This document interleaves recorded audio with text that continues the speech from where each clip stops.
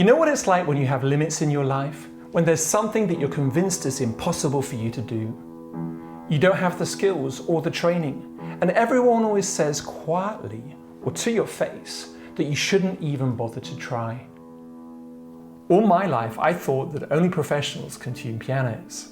As a 7-year-old, I learned to tune my violin with a tuning fork, listening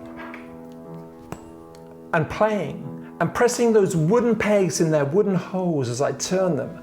Not an easy thing for a 7-year-old to do. But while I learned to do that, I never imagined I would tune a piano. Violins have 4 strings.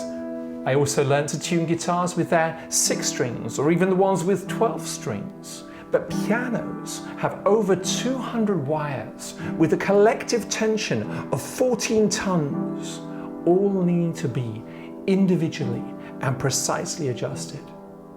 I never imagined that I would tune a piano. It's expensive because it's hard, it's complex and dangerous. You're working against huge forces and mystical temperaments, and the thought that you're arrogant to even try what only the professionals are called and empowered to do. That's why I was convinced I would never tune a piano.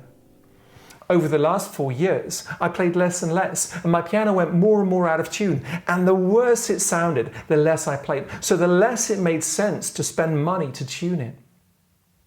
Finally, last Christmas, I decided this had to change. I called a professional piano tuner, paid the money, and decided to practice again, a little every day. And everything was going very well, until I decided to move my piano 90 degrees. Away from the wall. But that small move was enough to send it totally out of tune. I was so disappointed. I thought, well, I'm going to have to get this guy back again. I'm going to have to spend all that money. Perhaps I can just play it like it is, but it was just unplayably bad. That's when I decided to investigate. I watched YouTube videos for a couple of days, picked and ordered my tools, licensed my app, and then started to work. After the first session, my nerves were raw and I was ready to give up. But on day 2, I started again from scratch and began patiently tuning each string. By the end of the 3rd session, my piano wasn't perfect, but it was good enough to play some worship songs with friends that evening. So here's the thing. As Christians, we often have these kind of mental limitations. Perhaps you're like I was.